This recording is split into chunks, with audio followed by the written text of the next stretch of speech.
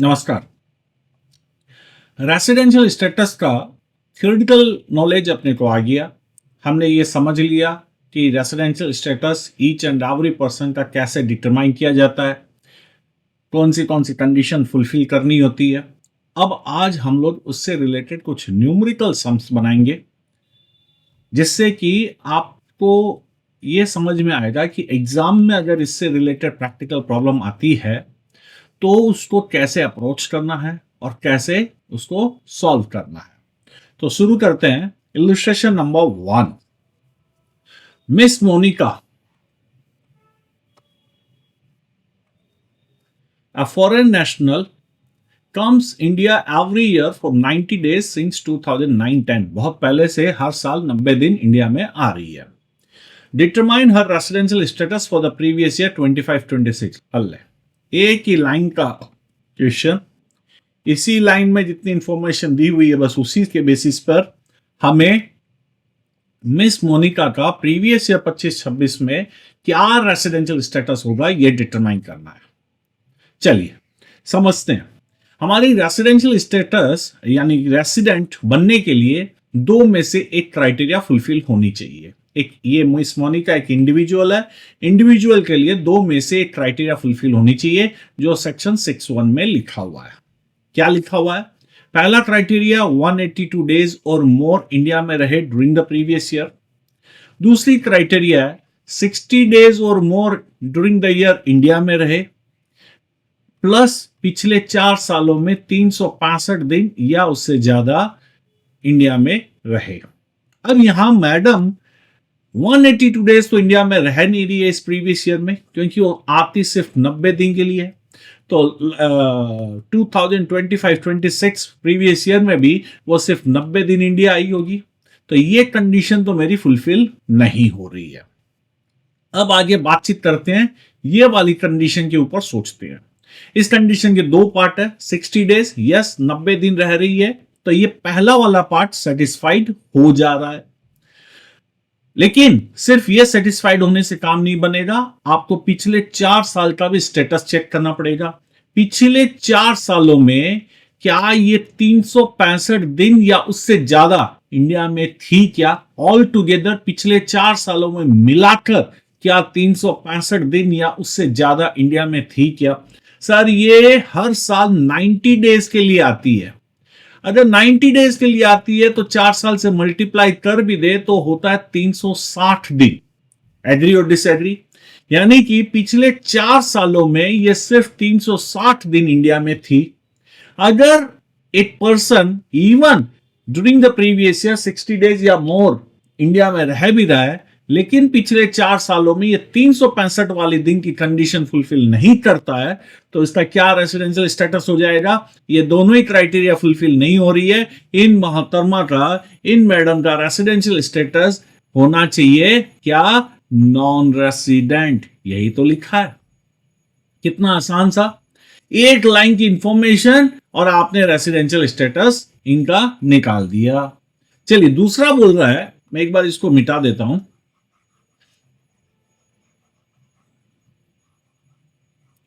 दूसरा केस में बोल रहा है, will your answer differ if she comes India for 100 days instead of 90 days.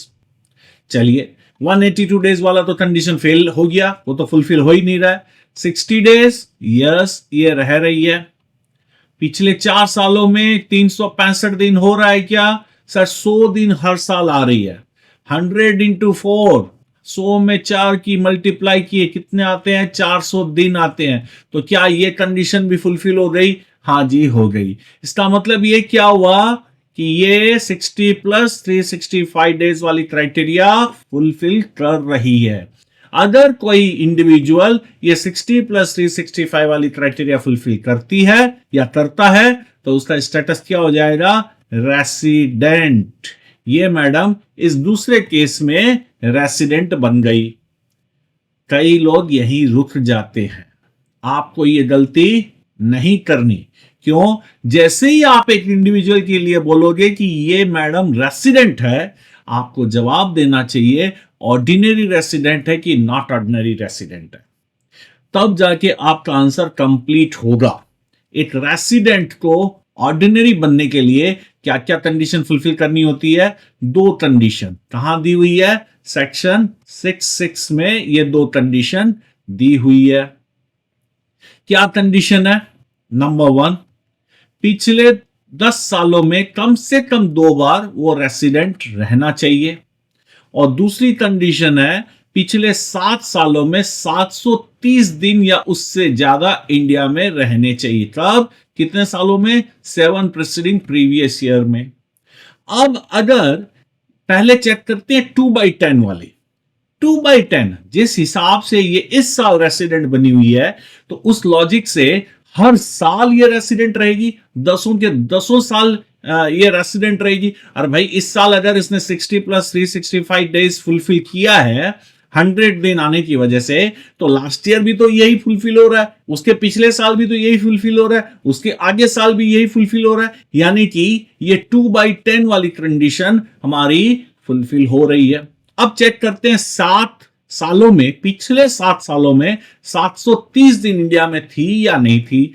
100 days आती है, हर साल 100 दिन आई, 7 साल मिला के कितना दिन आई होगी? 700 दिन आई है। यानी कि ये वाली कंडीशन फुलफिल नहीं कर रही है। ये सेक्शन 66 की अगर कोई भी कंडीशन एक रेसिडेंट पर्सन फुलफिल नहीं करता, तो उसका रेसिडेंशियल स्टेटस क्या हो जाता है? Resident but not ordinary resident, resident but not ordinary resident. बस यही तो है आंसर, हमें यही तो पहुंचना था। She is resident but not ordinary resident. अगर इसी सम में अगर ये हर साल 110 दिन आ जाती, इंस्टेड ऑफ 100 और 90, हर साल 110 दिन आ जाती, तो स्टेटस क्या हो जाता? अगर 110 दिन आती, रेसिडेंट तो हो ही गई, रेसिडेंट तो अगर 100 में ही हो जाती है तो 110 में भी पक्का रेसिडेंट होती, 2/10 भी फुलफिल कर लेती। अब यहां 7 प्रीसीडिंग प्रीवियस ईयर वाला विज्ञान समझ लेते हैं। 110 × 7 कितना होता है? 770। यानी कि ये वाली कंडीशन भी फुलफिल हो गई। अगर 110 दिन हर साल ये इंडिया में आती है पिछले 2009-10 से, तो ये मैडम उस केस में रेसिडेंट एंड ऑर्डिनरी रेसिडेंट बन जाएगी। Is it clear? Is it clear to all? चलिए आगे बढ़ते हैं। Case number 2, illustration number 2। Mister सेड, एक ब्रिटिश नेशनल है, joined XYZ Company Limited as an engineer in India on 1st May 2015.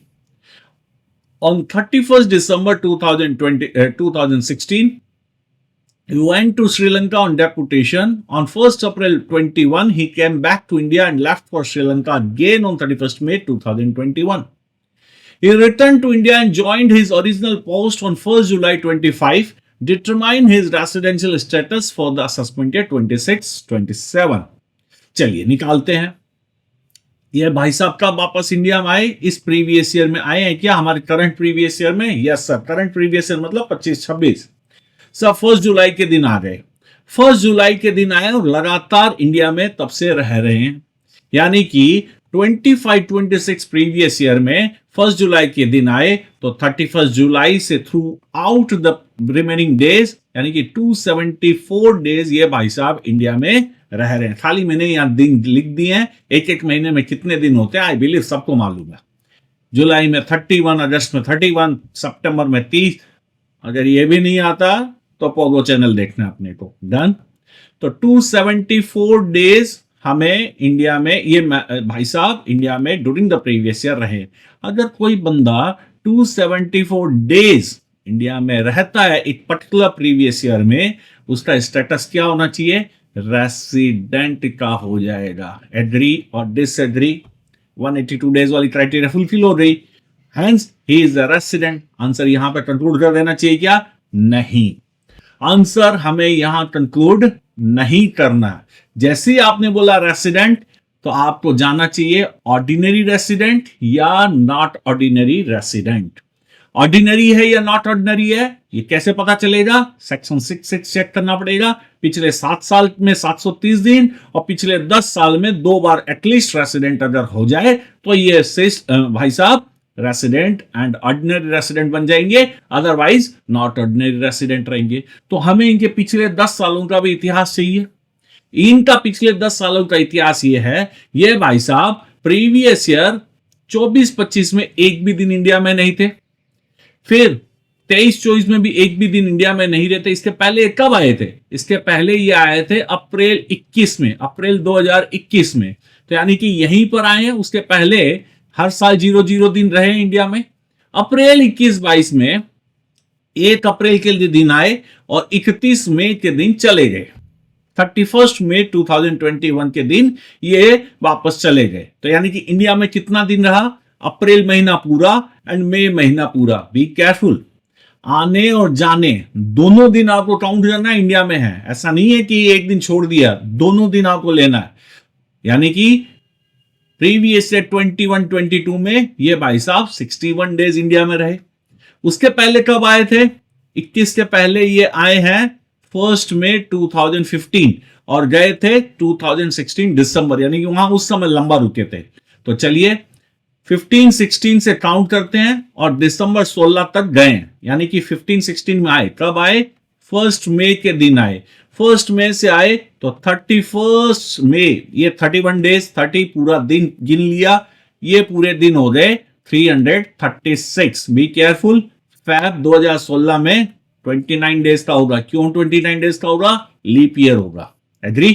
तो यहां पे तो 336 दिन रहे और फिर 16-17 कब गए वापस? 31 दिसंबर 2016 में।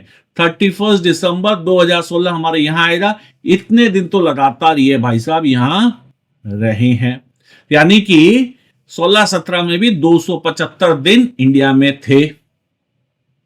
ये इनके पिछले 10 साल का इतिहास है।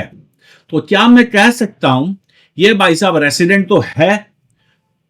सेक्शन 6(6) की 2/10 की कंडीशन, इन दोनों ही साल ये रेसिडेंट है और कुछ दिमाग ही नहीं लगाना, क्योंकि 275 एंड 336 182 डेज से ज्यादा है। इन दोनों ही सालों में ये भाई साहब रेसिडेंट है। अब इस साल क्या था क्या नहीं था हमें क्यों समझना है? 2/10 ये फुलफिल कर रहे हैं क्या? हाँ सर, कर रहे हैं। पिछले 10 सालों में क्या 2 साल ये भाई साहब रेसिडेंट रहे हैं क्या? सर ज्यादा सोचना ही नहीं है, लास्ट दोनों साल ये भाई साहब रेसिडेंट रहे हैं, ये हमें दिखाई दे रहा है, क्योंकि 182 डेज क्राइटेरिया इन्होंने फुलफिल किया। डन। अब चेक करना पिछले 7 सालों में 730 दिन ये इंडिया में रहे हैं क्या? तो कहां से काउंट करना 7 साल?